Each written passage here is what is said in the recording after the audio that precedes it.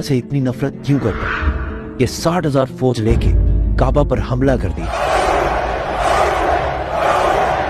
क्योंकि काबा पूरे अरब के लिए सबसे मुकद्दस जगह बन चुकी थी। पूरे अरब से लोग मक्का इबादत के लिए आते थे, जिससे चंद लोग बहुत पैसा कमा रहे थे। अब्राहा को इस बात से बहुत गुस्सा आता था कि ये गरीब मक्का वाले, ना इनका कोई बादशाह है ना कोई गवर्नमेंट है, ये क्यों पूरे अरब का सेंटर बन चुके हैं। तो उसने हमले से पहले अपनी सल्तनत यमन के कैपिटल सना में एक बहुत बड़ा चर्च बनाया ताकि लोग काबा को छोड़कर उसके पास आए।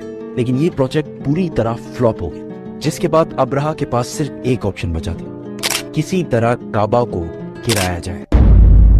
अब्राहा किसी बादशाह के घर में पैदा नहीं हुआ था, बल्कि ये रोमन एम्पायर के एक छोटे से शहर के एक छोटे से बिजनेसमैन का गुलाम था। असल में मसला ये था कि यमन और हबशा की लड़ाई बहुत अरसे से चल रही थी, क्योंकि Yemen was dominated by Jews, यहूदी, और हबशा में सारे क्रिश्चियंस रहते थे। तो क्या होना था? तो पहले यहूदियों ने हमला किया और क्रिश्चियन इलाकों में बहुत तबाही मचाई, जिसकी वजह से सुपर पावर रोमन एम्पायर को बहुत गुस्सा आया। तब भी क्रिश्चियन ही सुपर पावर थे। मैं अपने क्रिश्चियन भाइयों की मदद करके यमन में यहूदियों की सल्तनत हमेशा के लिए खत्म कर दी, और इस काम के लिए उन्होंने अपने ही गुलाम को भेजा, जिसका नाम था अब्राहा, जो 1 लाख फौज लेकर गया और यहूदियों की तबाही मचा दी। इस जीत के बाद अब्राहा बहुत ज्यादा स्ट्रांग हो गया और उसने यमन को अपने ही मुल्क हबशा से अलग कर लिया। हबशा के बादशाह को इस पर बहुत गुस्सा आया और उसने फिर एक फौज भेजी, लेकिन इस बार अब्राहा के खिलाफ।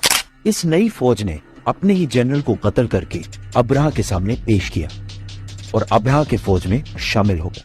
इसके बाद अब्राहा पूरे अरब का सबसे ताकतवर बादशाह बन गया और पूरे अरब में उसका इन्फ्लुएंस फैल गया।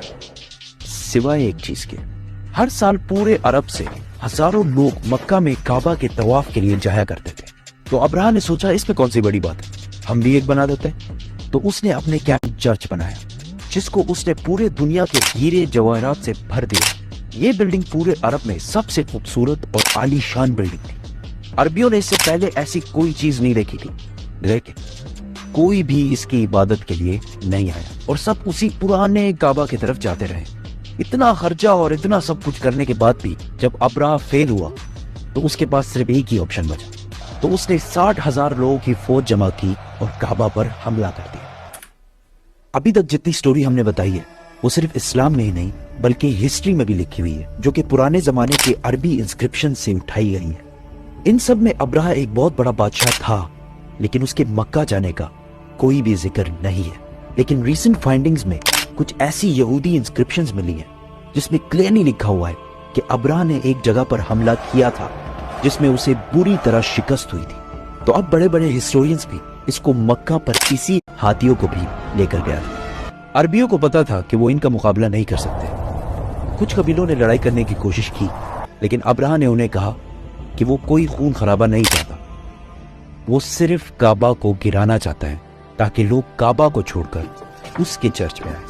आसपास सब लूटने के बाद जब वो मक्का पहुंचा तो उसने उनके चीफ को बुलाया। तो अब्दुल मुतलिब ने आकर कहा कि आपने मेरे कुछ ऊंट कब्जा किए हैं, वो मुझे वापस कर दें।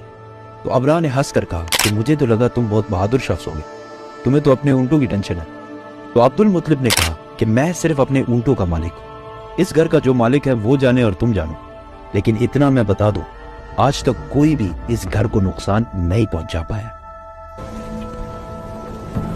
अल्लाह। अब्राहा ने अपनी फौज को हमले का हुक्म दिया, लेकिन उसका हाथी रुक गया और बहुत कोशिश के बाद भी वो नहीं हिला। उसी वक्त आसमान से कुछ परिंदे आए और हर एक के मुंह में एक पत्थर था।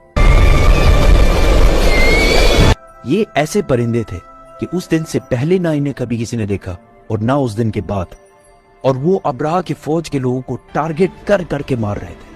अब इसको बहुत सारे हिस्टोरियंस ने स्मॉल पॉक्स की एक एक्सट्रीम किस्म का है, क्योंकि जैसे ही पत्थर इनके जिस्म को लगता था तो वो खारिश कर करके अपने ही गोश्त को निकाल देते, हत्ता कि कुछ लोगों की हड्डियां तक नजर आने लगी। इस हालत में ये फौज वापस भागी और अब्राहा की 60,000 की फौज तबाह बर्बाद हो गई। मक्का के कुरैश की ये जीत पूरे अरब में फैल गई और कुरैश अरब के नए बादशाह के तौर पर सामने आए। इस वाक़े के बाद پورے عرب سے لاکھوں لوگ کعبہ کے طواف کے لیے اور بھی آنے لگے، اور مکہ میں ہر سال عکاظ کا عظیم الشان میلہ سجنے لگا۔ مکہ والوں کی دولت ڈبل ٹرپل آسمان سے باتیں کرنے لگی۔ لیکن اسی سال اچانک ایک دن ایران کے سب سے بڑے ٹیمپل میں جو آگ سالوں سے جل رہی تھی بجھ گئی، اور اسی دن مکہ میں ایک یتیم بچہ پیدا ہوا جس کا نام تھا محمد۔ Muhammad